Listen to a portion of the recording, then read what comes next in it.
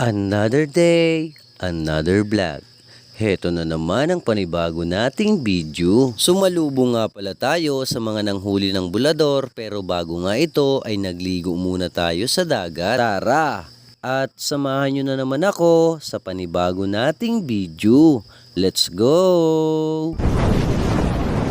Alright mga katalong, welcome back sa ating channel. For today's video ay maliligo nga pala kami sa dagat at pagkatapos nga nito ay ipapakita ko sa inyo kung gaano kaganda ang aming lugar. Ito nga ang Barangay Ranso na kung saan ay nagpadalawa sa buong Pilipinas sa most protected marine area. At matatagpuan nga ito dito sa bayan ng Pinamalayan. Sa part nga ito mga idol ay naglalakad na nga tayo papunta sa tabing dagat upang makapag-start na tayo ng ating pagliligo. Dahil nga sa init ng panahon ngayon mga idol ay napakaraming mga tao naghahanap ng paliliguan, kaya naman kung malapit kayo dito sa aming lugar ay pwede nyo po itong puntahan. Dahil nga sa napakalinis at napakagandang view nito ay napakaraming tao ang dumarayo dito. At nag-upgrade na rin ang barangay sapagkat meron sila ditong pinapaupahang kayak sa murang halaga. At bago ka nga makagamit ng kayak dito ay pagsusuotin ka ng life jacket para sa inyong kaligtasan. Tanging kayak nga lang ang may bayad dito at ang pagliligo nga ay unlimited or libre. At isa rin sa pinupuntahan dito ng mga bisita ay ang tinatawag naming abalon o salindrab.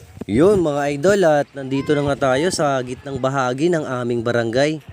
Dito yung part na mabuhangin. At ang buhangin po dito ay white sand. At sa part ngang ito mga idol ay inintindi ko na nga ang aking goggles para makasisid na nga tayo at maipakita ko sa inyo kung gaano kaganda ang ilalim ng dagat dito sa amin. Yun mga idol, at silipin muna natin yung ilalim ng dagat. Kung gaano kalinis yung dagat namin.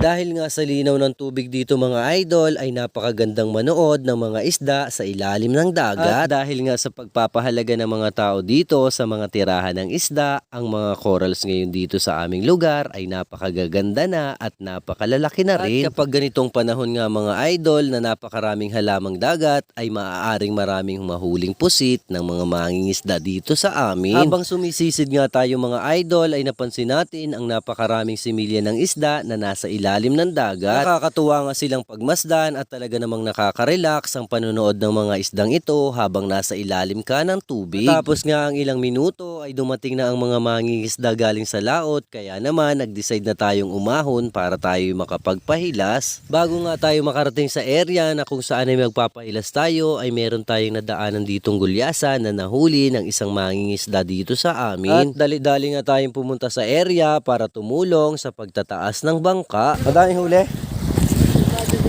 Hi vlog, welcome to my guys.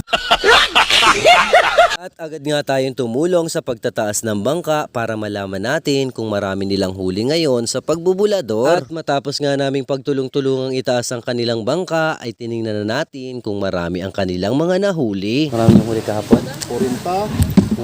At dahil nga masama ang agos ngayon sa laot ay konti nga lang daw ang kanilang mga nahuli. Napahanga nga tayo mga idol sa isang pirasong huli nilang bulador sapagkat napakalaki na niya. Pagulpol ang tawag na namin kapag ganito nakalaki ang isang bulador. Matapos nga nating mabigyan ng kabahagi ay hinatid na natin dito si Chunuel sa kanilang area sapagkat bumili nga siya ng 3 kilo para sa kanilang bisita. After nga nito mga idol ay umuwi na nga ako para intindihin ang ating mga isdang naging kabahagi. Maraming salamat nga pala po kay na Uncle Buboy sapagkat binigyan niya tayo ng 6 na piraso. Dahil nga dito ay makakalibre na naman tayo sa pang-ulam. Matapos nga nating malinisan ng mga isda ay isinalang na nga natin ito sa kawali at para iprito. Napakasarap ngang iprito ng bulador at manamis-namis nga ito sapagkat bagong huli. Kapag nanguhuli nga kami ng ganito sa laot ay kadalasan naming kinikilaw sapagkat napakasarap nitong kilawin.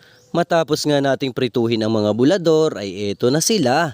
Grabe, napakasasarap nito mga idol. Dali-dali nga akong nagsandok para makatikim na nga tayo ng ating napanalubungan. At dahil nga marami kaming bahaw ay hindi na kami nagsaing, kaya naman i-pre-fried rice na lang namin ito para makatipid. Bukod nga sa pritong bulador ay meron din tayo ditong bagoong at talong na lalong magpapasarap sa ating hapunan. Ito po ang first bite ko para sa inyo.